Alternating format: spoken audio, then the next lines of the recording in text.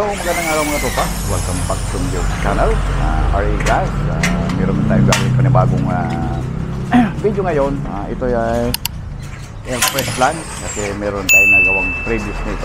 So, kung hindi pa nakapanood kung paano mag-assemble itong screen door, analog swing screen door. Ito standard na screen door lang. Yeah? Kasi ang gagamitin natin dito ay stuko, expanded wire, at screen mix. Yung pinakang material niya. So, kita lang natin step by step kung paano ba kinakating, paano maglagay ng bracket, same time, paano maglagay ng screen, maglagay ng expanded wire, stuko, same time, yung mga accessories. Hanggang sa pag-assemble, pakita natin. First kasi, kailangan natin mag-cutting ng framing. Ayan. So, after ma-finish dyan, kailangan natin ay 45 degrees. So, kung tawagin sa tumisa.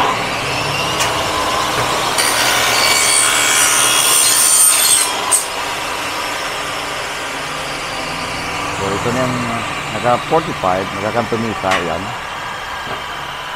Yan. So, be sure talaga naka-45 tayo, ano.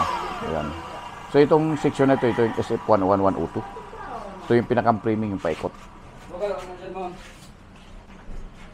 So, after may kasing maikuan yan, may cutting, ganito na yan. Dinalagyan ng bracket yan. Ito.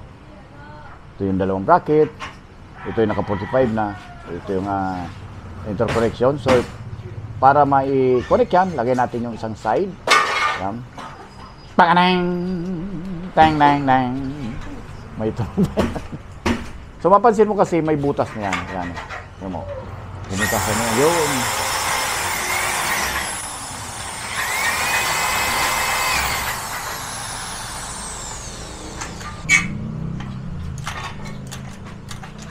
So, every corner, dalawang bracket yan. Medyo madilim na kasi sa analog. Then, ito naman yung isang side. Pwede rin kasi nitong isa lang gagawa, pero mas mabilis pag dalawa partner kasi may taga-barena, meron taga-rivet, so mabilis. Pero kung kayang mag-isa, talagang kaya.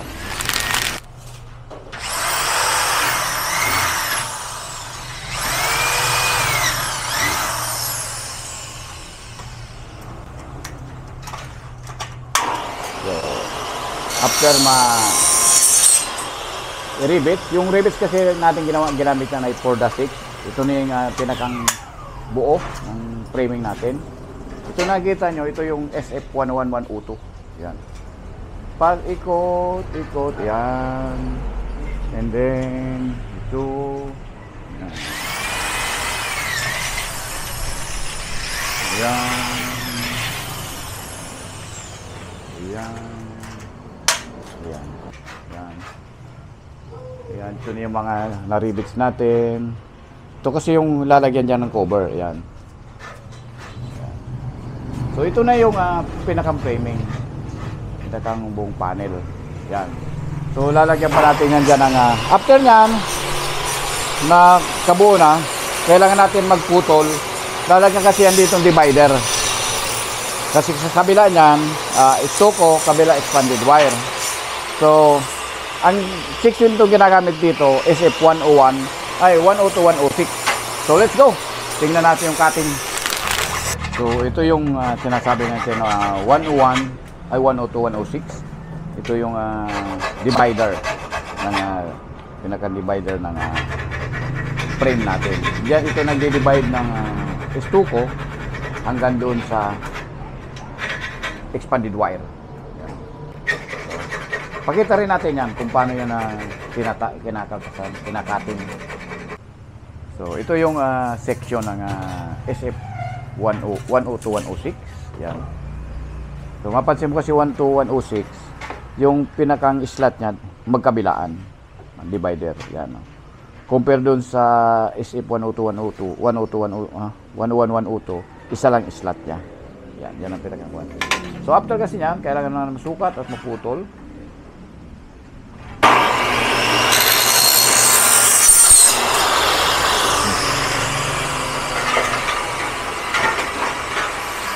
And then, kailangan natin sukatin. Ito kasi yung 102, 101, 102. So, kailangan i-pattern Yan. Step pattern.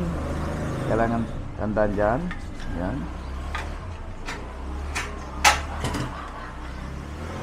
Yan. So ito na yung pinakangkuan nyo. Sa kakakatingin. Yan. Kabilaan, same procedure. Yan.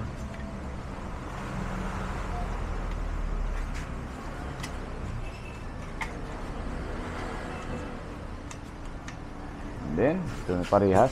Ang binabawasan niya dun sa may slot. Yan. May slot. Yan. Kabilaan. Yan. Okay. After nyan, kailangan natin tabasin.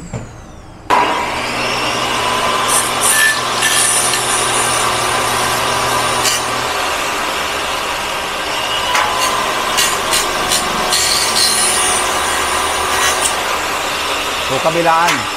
Kabilaan yung po natin.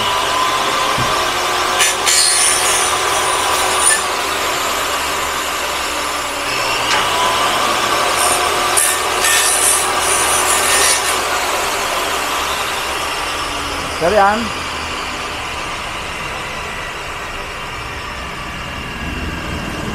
Ayan, alis na yung kabilang palikpik. Ayan, alis na. Then, kabila, ganun din.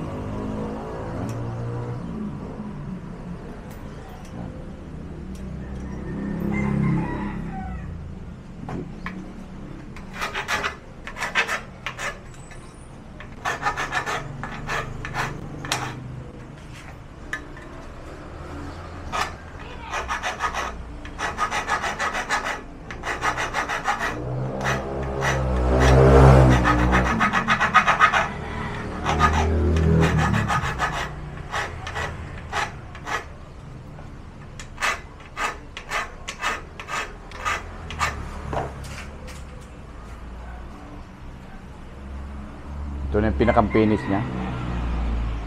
Malinis na rito. Yan. Malinis na rin dito. Yan. Focusing. Yan.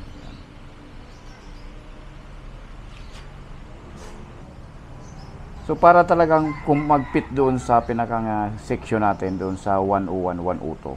Kailan itong side na to, kailan pa itong alisin. Yan. Yan. Pagkabila. Paikot rin. Ito ganun din. Kailan. So, pakita natin kung paano perform.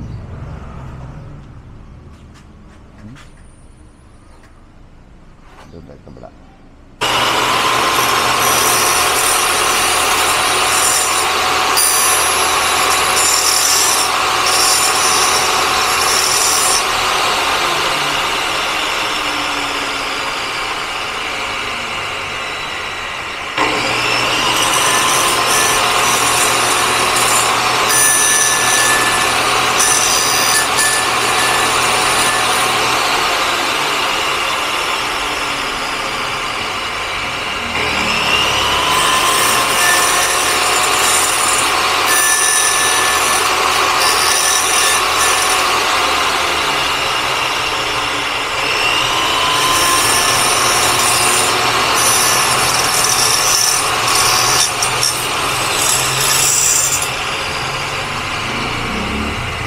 After nyan, ito na yung itsura nya.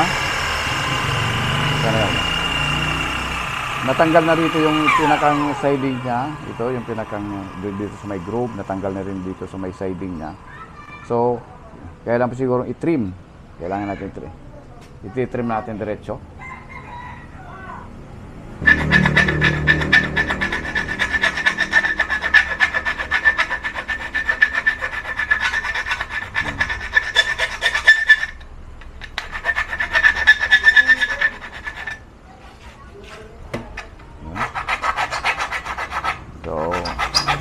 Manotice nyo katropa, no? Yung first time pa lang gumawa nito. Ayan. Ano yung pinakang trick niya. Ayan. Yung tinanggal niya, pantay dito. Kung ano yung lalim nito. Ayan. Ito rin yung hangganan ng tinanggal. Kung ano laki niyan, laki nito, ganun din. Ayan. So, next. Sa kabilang side, kailangan pa natin trim. Same procedure. Ayan.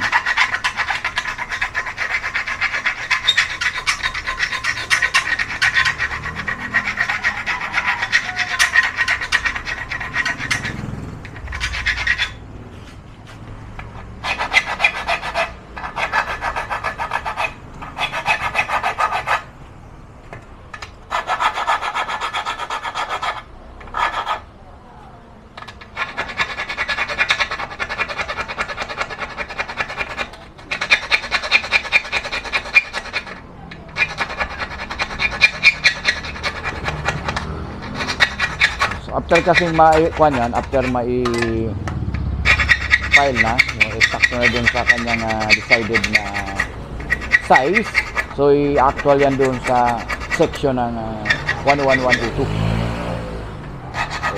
Ulitin lang natin katropa, itong nakita, itong pan-divider, kung ang code nito 102106. Yung paglalagyan niya, 101102. Saan yung try natin doon sa kuan. So ito na yung kabuhan natin. So, kailangan na ito kasi nga kuan natin, yung pinakang ilalagay natin diyan is toko. Ang sukat kasi, standard sukat ay 36. So kailangan natin 36. Same time dun sa kabila din. Yan. Yan. Then after nyan, so ilalagay natin. Suot. Yan. Ipakita natin sa ito. Yan. Suot. Yan. Yan.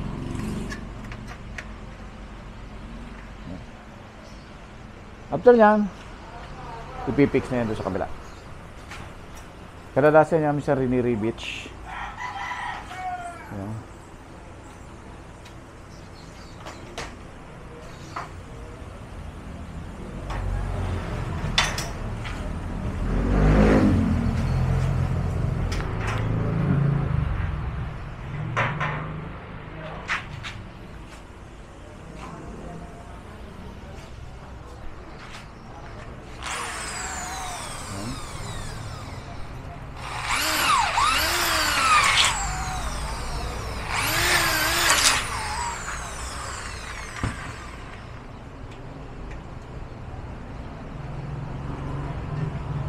Yan na, may dalawang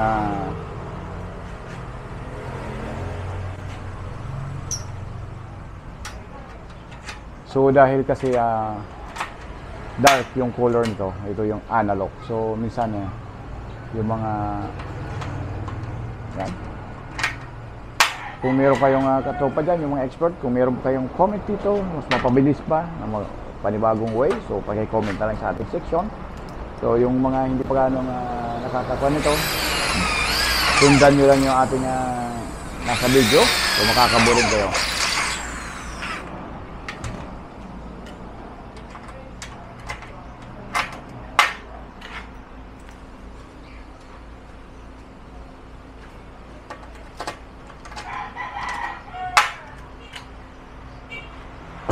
So ito na yung ating kabuhan. Ito na yung pinakang framing na 1011 auto. Ayan. Ayan. Ikot. Ayan. Naka 45. Ayan. Ito yung pinakita natin kanina. Ayan. Pero pagdating dito, may hati divider. Ayan. Ito yung section na 102.106. Ito 101.102. Ito 101.102, 102.106. Yung 102.106 pang divider. So, para ma-identify nyo yan, ulitin natin. Yung 111 auto, ayan. Ang groove niya, isa lang. Ayan. Yung groove niya. Yun. Samantalang yung 102.106, yung pan-divider, kabilaan. Meron dito, at meron din pa dito. Ayan. Dalawa. Ayan natin.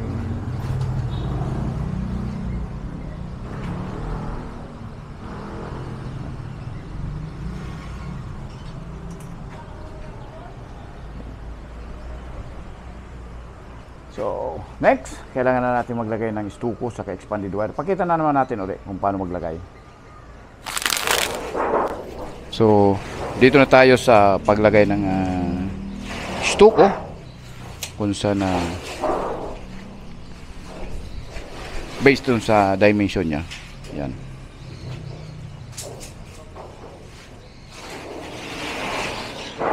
And then, so, dahil aluminum ito, so pwede na yung kwan. Pwede na kahit yung panggupit sa yero. Yan. So malambot lang siya. Ito palang ginagawa namin ay 3 piraso ito. So dalawang client. Sabay-sabay namin ginagawa. So ang target namin ito bukas kakabit namin. Yan. So after makating yan, kita naman natin kung paano nilalagay yan doon sa framing. Yan. So ito yung pinakang kuha na siya. Ito kasi sukat na yan ng 36 inches. Kailangan lang kung mapansin mo ito, iniip. Parang kinuha nila rito. Yan. Ano tawag yan?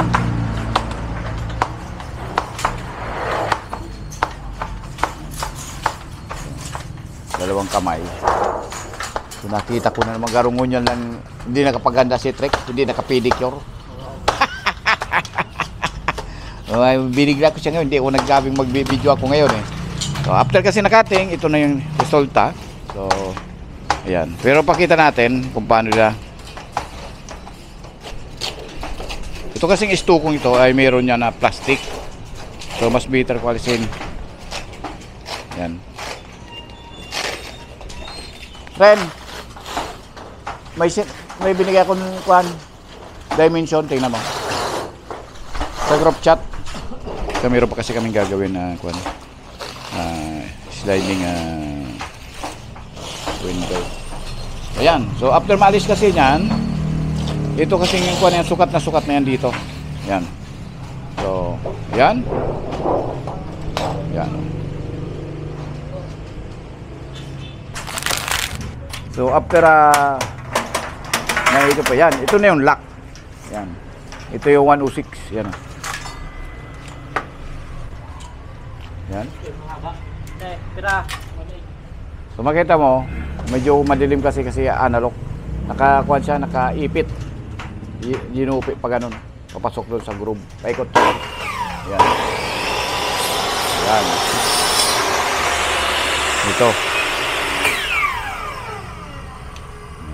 Kita?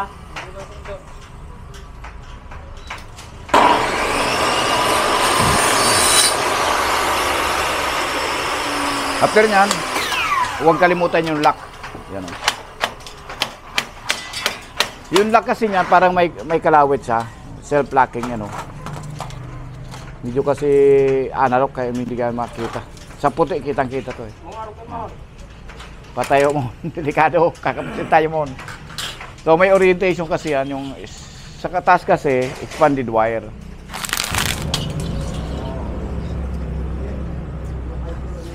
So ito naman sa taas kasi, kubit ko naman dyan na expanded wire saka screen mesh. So pakita naman natin kung paano ba linalagay yan, kung paano ba pagkabit. Yan.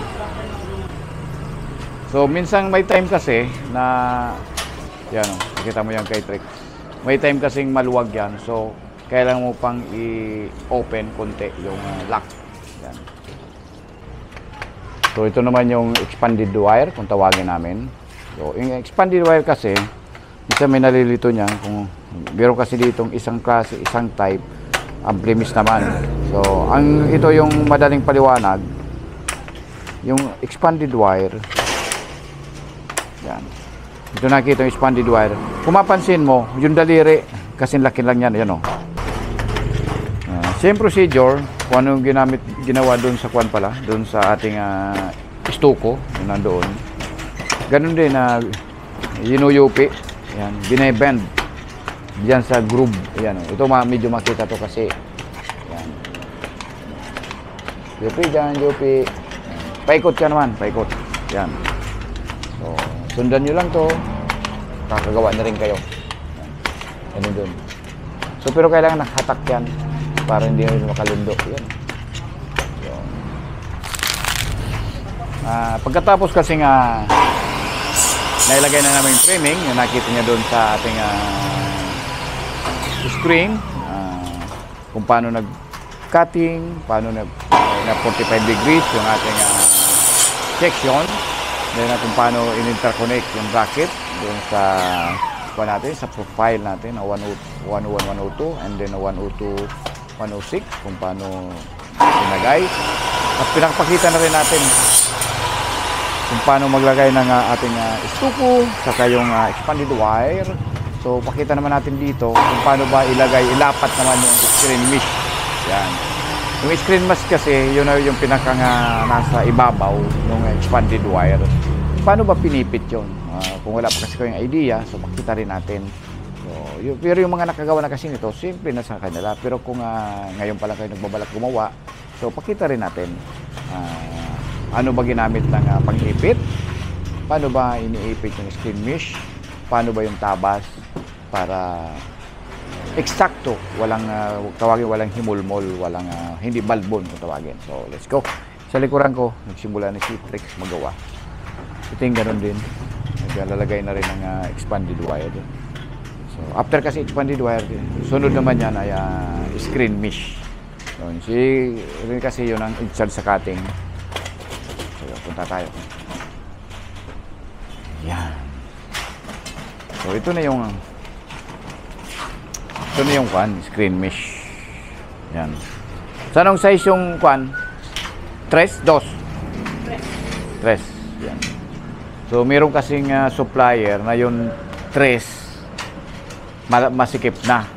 Meron naman supplier yung 2 eksakto na naman. So depende. Yan. Baliktad naman yan, baliktad rin. Yan. So ito yung screen mesh. Oh. Baka matamaan tayo. So, binaliktad na! So, pakita. Yan. So, ito yung panggulong. Ayan. Para mga panggulong track. Katingin po naman. Yan. So, ito yung ating kung marunong kayo maggupit ng pizza hut, ito yun. Yan. Oh. Parang pang pizza hut yung panggulong. Yan. Ginugulong yan. Pero kailangan baliktad ka nun. Yan. So, madali na itong gupitin. Yan.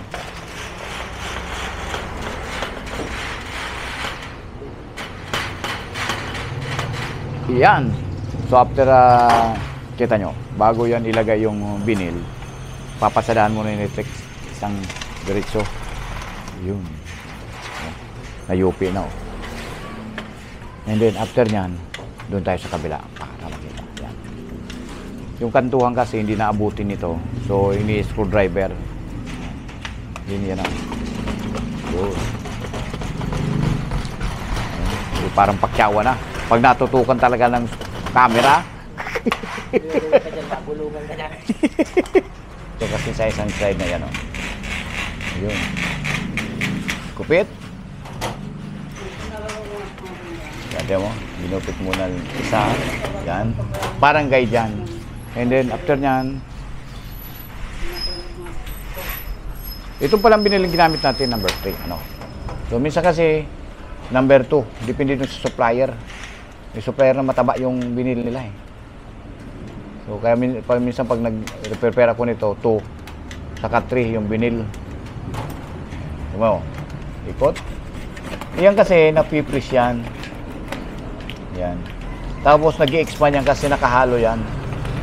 Kaya hindi mo matatanggal na. Yan. Pakita natin, paliwanag natin kung trivia, kung bakit naglalak yan. Yan. So yung binil kasi, yan. Pabot ng konting binil. Try. Yung binil kasi, mapansin nyo, may butas. Yan o. Tutukan natin. Yan. May butas siya. Ayun. Diba? So pag pinipress doon ng panggulong, yung roller na yon, napipit-pit ito. Yan. Napipit-pit yan. And then, pag ando na sa loob, mag-expand uli. Kaya naglalak uli siya. Yan. Kaya yan, nakalak yan. Yan o. Nakalak siya. Yan. Nakalak yan. After nyan, nakalak, lalagyan pa uli ng lock. Yan o. Ito yung pinakang, kung tawagin section na ito, 106. Yan o. Ay, 106. 102. Sorry. Yan o.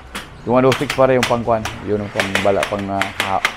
balagbag doon. Yung 102 kasi, yun na yung pinakang lock niya. Yung 101, yung framing. Yan. Pero magkaasawa kasi yan. Yan, lock. Done. Mo? Yan na. Yun.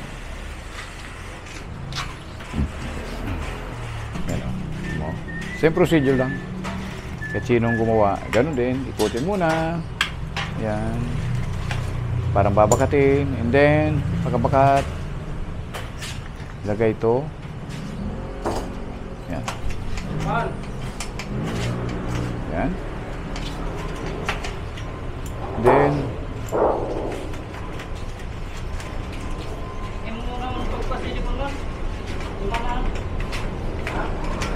duman muna si Kilunon Mon kasi in case of emergency.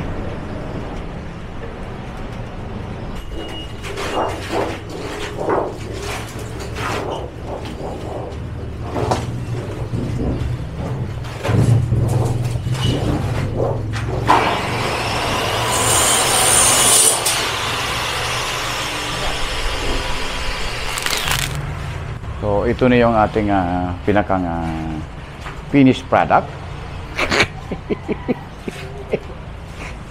Pinakang finished product ng ating swing screen door. So, ang kulang na lang nito ay hinges, saka handle, yung accessories.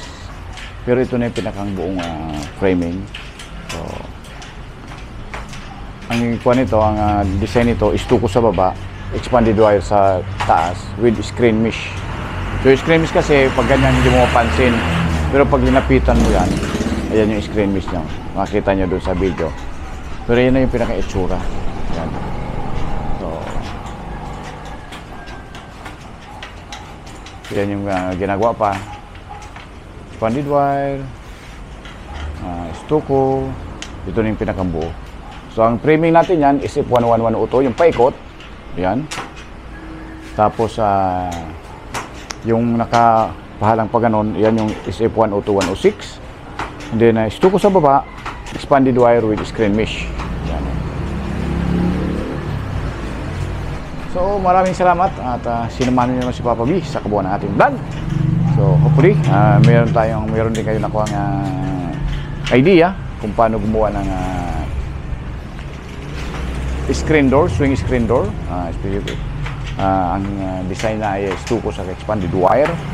So sundan nyo lang yung video kung bago-bago lang kayo sa paggawa nito. So sundan nyo lang at andito naman si Trix kung may katanungan kayo.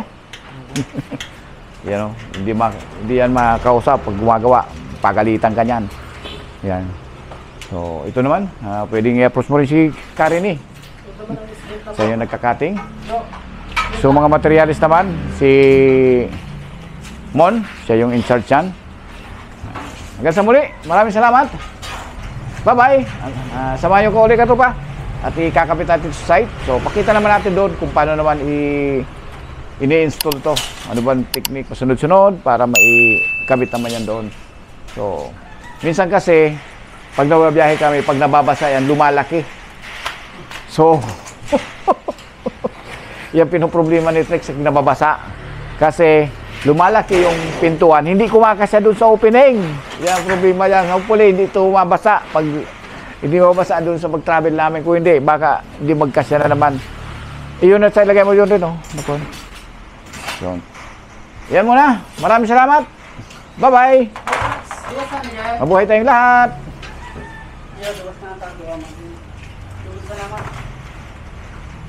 Tubo lang, tugon.